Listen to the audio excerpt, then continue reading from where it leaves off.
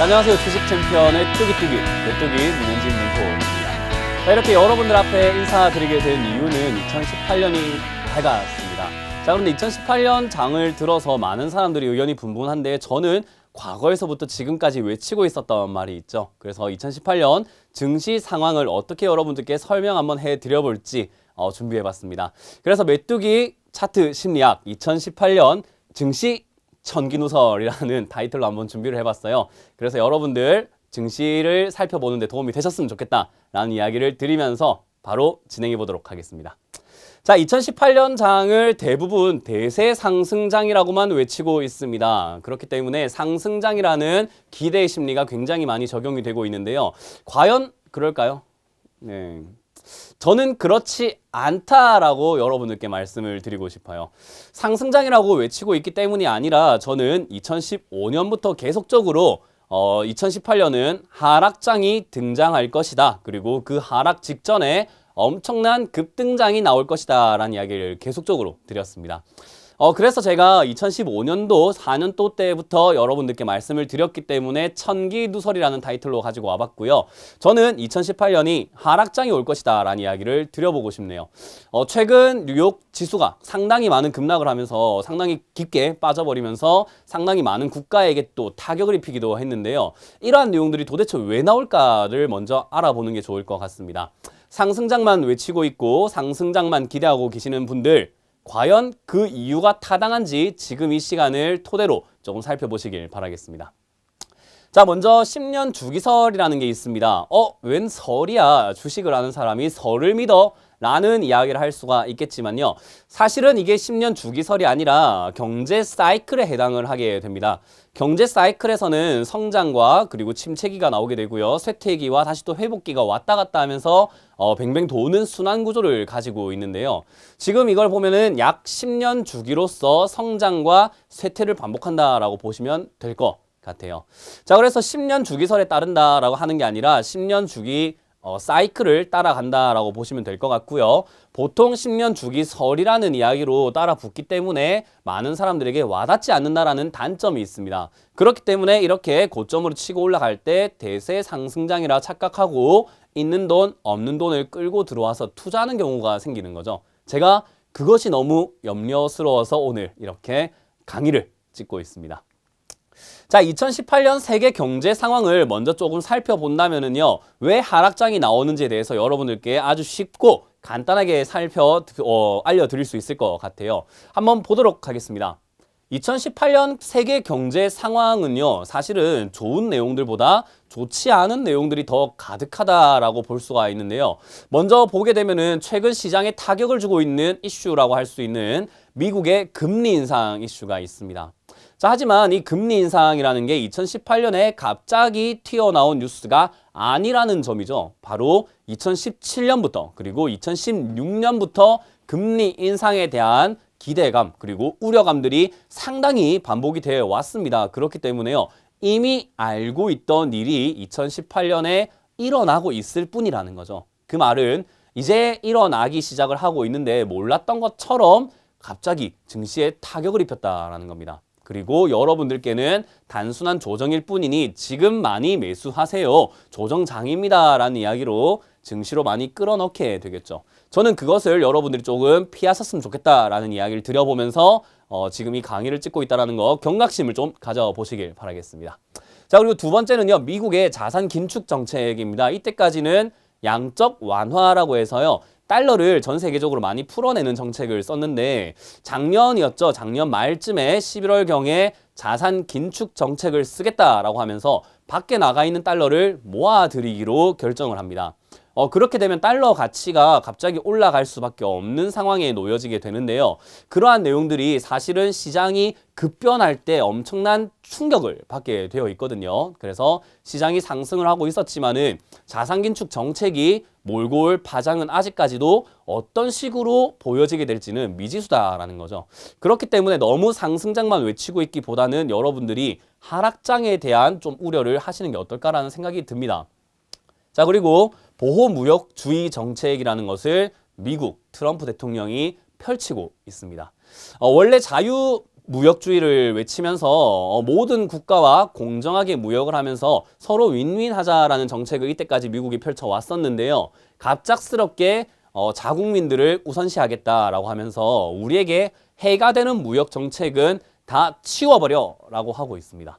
그래서 지금 한미 FTA도 재협상을 하겠다라는 이야기 나오면서 관세뿐만 아니라 세계 무역 세계를 무역 상황을 조금 축소시키는 그러한 정책들이 나오고 있다라는 거죠. 물론 지금 당장에는 어떠한 타격을 입히지 않을 것이다라고 보고 있는 전문가들이 많지만 앞으로는 악영향을 끼칠 것이다라고 보고 있는 전문가들도 상당히 많습니다. 저도 그 중에 한 명이라고 보시면 될 것 같네요. 자, 그리고 원자재 가격이 요즘에 상승을 하고 있습니다. 철강뿐만 아니라 원유값까지 올라가고 있는데요. 이렇게 되면은 여러분들이 생각을 해봐야 되는 것은 원료가 올라간다, 원자재 값이 올라간다는 말은요, 물건 가격이 올라가게 되는 거라 보시면 됩니다. 우리가 커피 한 잔을 보통 4,000원에서 5,000원에 사 먹고 있는데요. 만약에 커피 원두 값이 2배 이상 올라오게 된다면 커피 값도 당연히 올라갈 수 있다라는 거죠. 그러면 물가 상승을 일으킨다라는 거죠. 자, 이 물가를 상승하는 것을 잡기 위해서 보통 많이 쓰는 정책이 금리 인상인데요. 이 금리 인상이 일어났을 때 미치는 영향들은요, 역시나 부채가 많은 사람들에게 좋지가 않습니다. 그런데 우리나라 경제 상황을 보면요, 굉장히 시급하다라는 것을 알 수가 있습니다. 2018년 국내 경제 상황은 여기 보시다시피요, 자영업자 비율이 굉장히 크게 늘어났다라는 거죠. 그 말은 빚을 내서까지도 사람들이 장사를 하겠다고, 자기 사업을 하겠다고 시장에 뛰어들고 있다라는 겁니다. 자, 그리고 요즘에 집이 없으면 안 된다라는 생각으로 주택담보대출을 과도하게 너무 받고 있다는 점들 생각해 본다면 금리 인상 이슈가 어떤 식으로 시장에 타격을 입히게 될지 불보듯 뻔하지 않을까요? 자, 일단 국내 경제 상황을 조금 살펴봤을 때 2018년이 들어서면서 바뀐 내용들이 조금 많이 있습니다. 그 점 중에서 첫 번째를 보게 된다면요, 법인세 상승을 조금 들어볼 수가 있을 것 같습니다. 법인세를 상승을 시킨다는 것은요, 국가의 입장에서는 세금을 많이 걷기 때문에 좋은 게 되겠지만은 기업 입장에서는 어떻게 되죠? 세금을 더 많이 내야 되기 때문에 지출이 증가하게 됩니다. 그 말은요, 이익이 감소할 수밖에 없는 입장에 놓여졌다라는 거죠.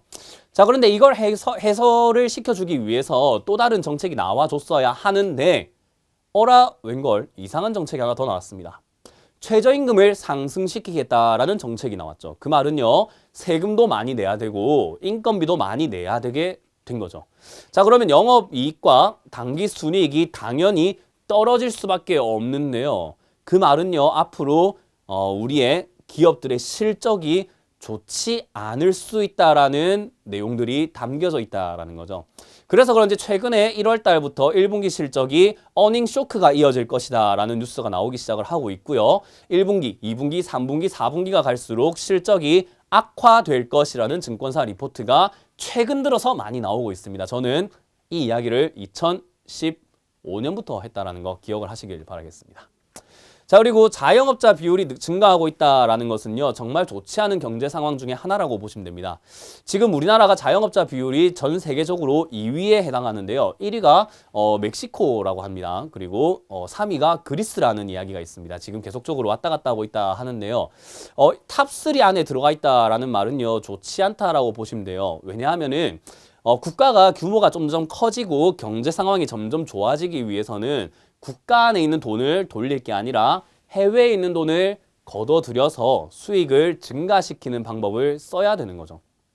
자, 그런데 자영업자 비율이 많아진다는 건요, 국내에 있는 사람끼리 서로 땅 따먹기 싸움을 하고 있는 것밖에 되지 않고, 그렇게 되면은 경제 규모가 자연스레 줄 수밖에 없는 상황도 올 수 있다는 거죠. 왜냐하면은 소비 지수가 줄어들 가능성이 상당히 높기 때문입니다.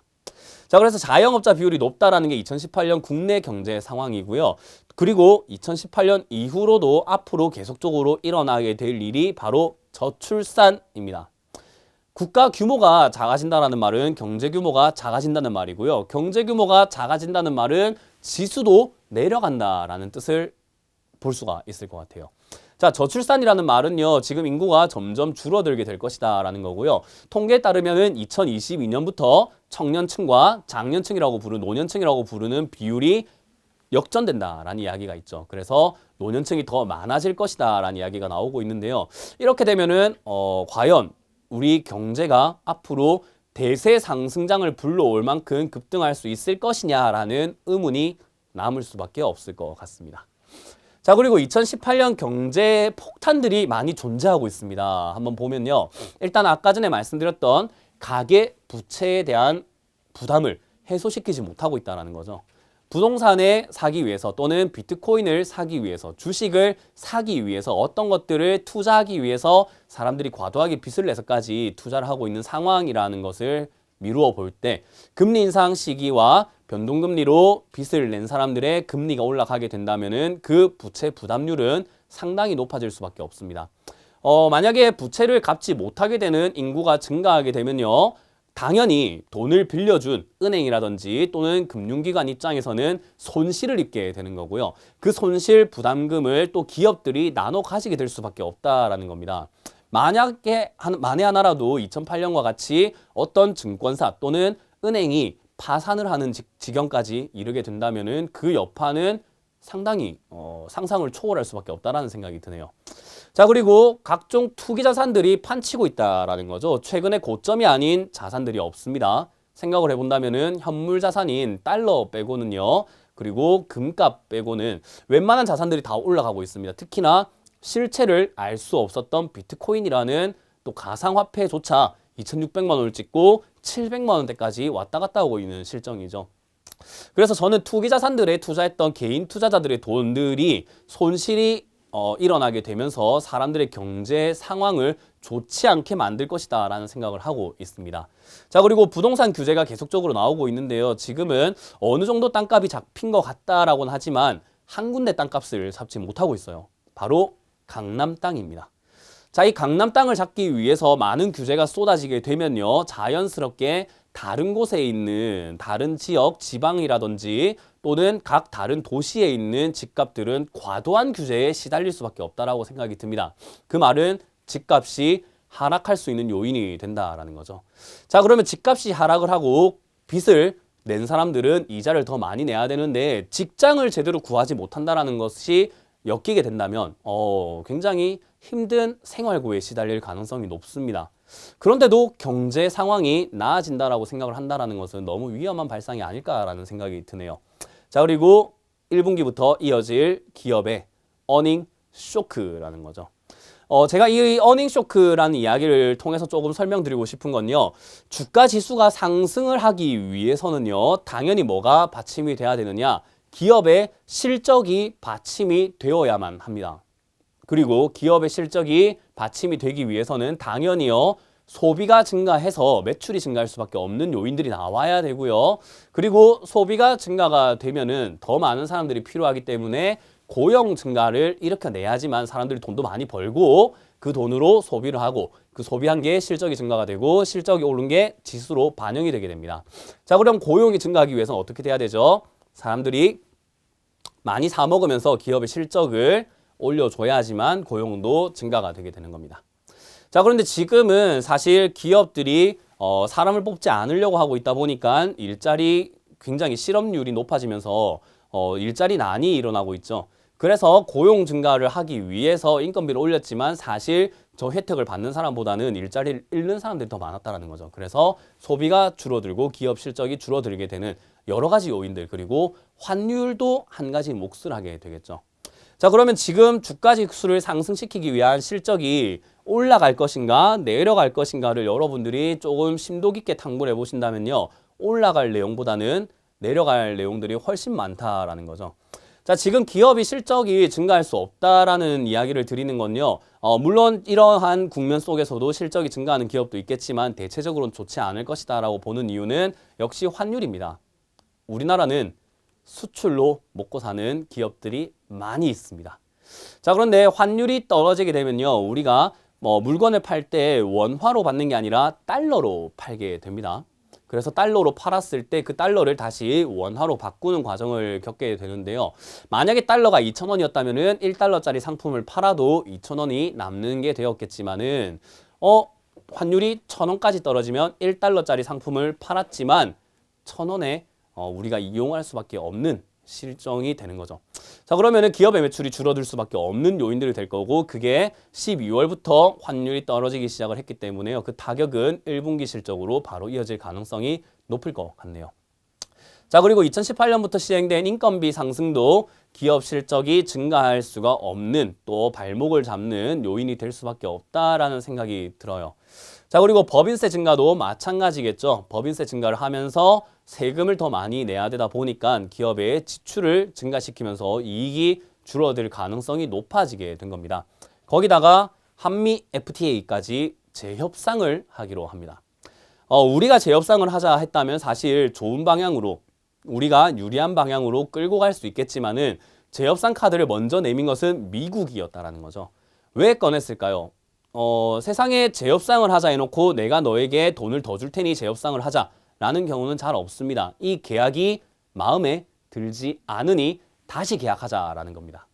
그래서 우리나라 입장에서는 미국 입장에서 요구하는 내용들을 최대한 협상을 통해서 줄여나가야 되는 과정이고요. 아마 재협상이 일어나게 된다면 지금의 조항들보다는 더 우리나라 입장에서는 안 좋아질 가능성이 높다라고 평가하시면 됩니다. 그러면 당연히 한미 FTA를 통해서 기업의 이익이 줄어들 수밖에 없는 악재가 좀 더 많다라는 거죠. 그렇기 때문에 지금 그 모든 상황들을 봤을 때는요, 좋지 않다라는 이야기를 조금 드려보고 싶어요. 자, 그러면 하락장이 이제 앞으로 나타날 거다라고 생각을 한다면 해결 방안이 있을 겁니다. 여러분들은 어떤 걸 준비하고 계실지는 모르겠지만 해결 방안을 조금 살펴본다면 역시나 시장 충격 대비를 해서요, 포트 관리를 하셔야 된다라는 거죠. 시장 충격을 대비해서 포트 관리한다라는 말은 지금 여러분들이 혹시나 현금으로 바꿀 수 있는 종목들, 그 기업들을 빨리 현금화하는 게 좋다라는 거고요. 하락장에도 상승하는 종목들이 있습니다. 물론 그 비율이 굉장히 작지만요. 그렇기 때문에 그러한 종목들을 잡기 위해서 여러분들이 매매 준비를 하셔야 된다라는 거고요. 두 번째는 시장이 충격을 받게 되면요, 급락을 하고 난 다음에 밑꼬리가 달리면서 다시 올라오는 경우가 상당히 많습니다.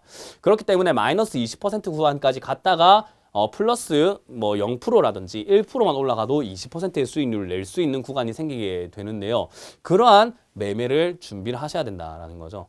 그리고 상승 반전이 언제일지는 모르겠지만 경제가 다시 한번 성장기로 돌아서는 그 시기에 상승 반전을 대비해서 아주 우량한 종목, 그리고 다음 시장을 주도할 만한 테마를 분석을 하고 선취매를 해놓는 것이 중요하다라는 겁니다. 그런데 상승장만 기대하고 상승장만 외치고 있던 여러분들이 과연 무엇을 준비하고 있었을까요? 뭔가 의미심장할 겁니다. 그래서 제가 이 강의를 찍고 있습니다. 여러분들이 너무 상승장만 외치고 있다라는 생각이 들어요. 물론 상승을 할 수 있습니다. 저는 그 상승은 아마 상승을 하게 된다면 4차 산업 버블일 것이다, 거품일 것이다 라고 보고 있고요.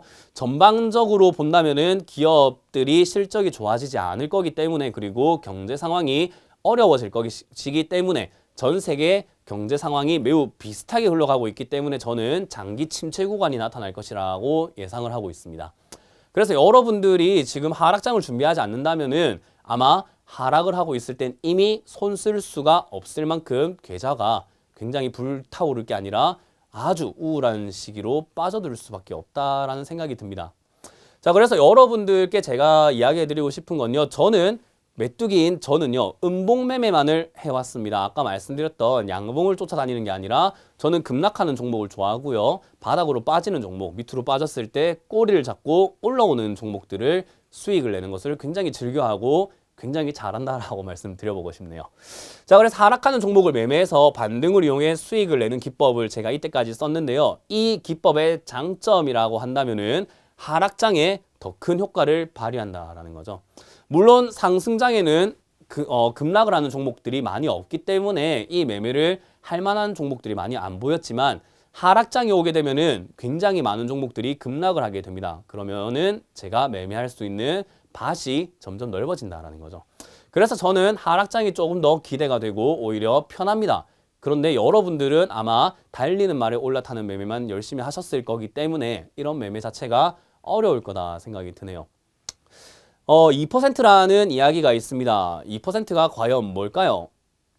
여러분들이 상상을 하기는 어려울 것 같아요. 2%라는 말은요, 이 위기가 오는 상황을 기회로 만드는 사람들의 비율로 보시면 될 것 같습니다.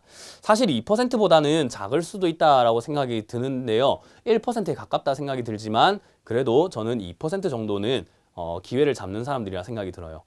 여러분들이 알고 있는 주식 고수, 그리고 주식으로 조금 크게 돈을 벌었다는 슈퍼 개미들이 언제 돈 벌었는지를 보시게 되면요. 1998년 IMF가 오던 그 시기, 그리고 오고 난 이후 시기에 돈을 벌게 되고요.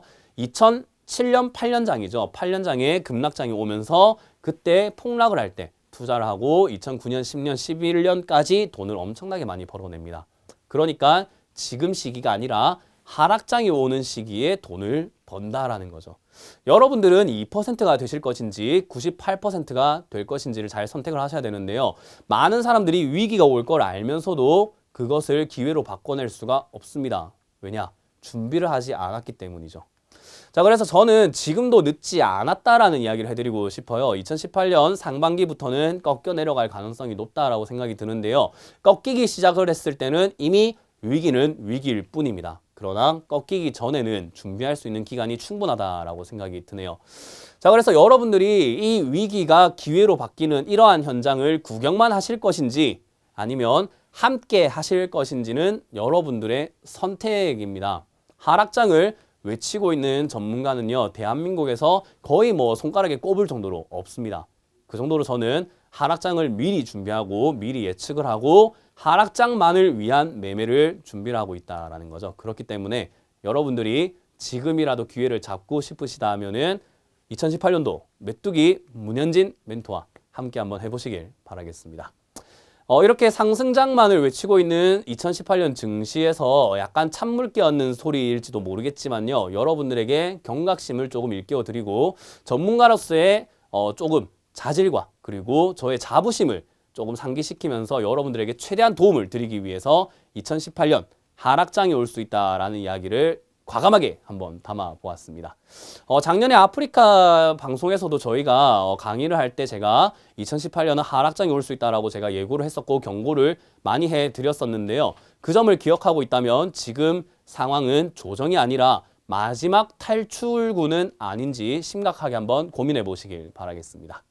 자, 언제나 궁금하신 점이 있다면 저희 유튜브 구독을 한번 눌러주시고요. sctv.co.kr로 들어오셔서 저에게 또는 저희 주식 챔피언 회사로 들어오셔서 많은 이야기들 한번 나눠보시길 바라겠습니다. 자, 하락장 여러분들 올 수가 있다는 것을 기억을 하시면서요. 이번 장세 꼭 잘 이겨내 나가시길 바라겠고요. 부디 제발 부디 나쁜 일이 없었으면 좋겠다라는 말씀을 드려보면서 마무리 짓도록 할게요.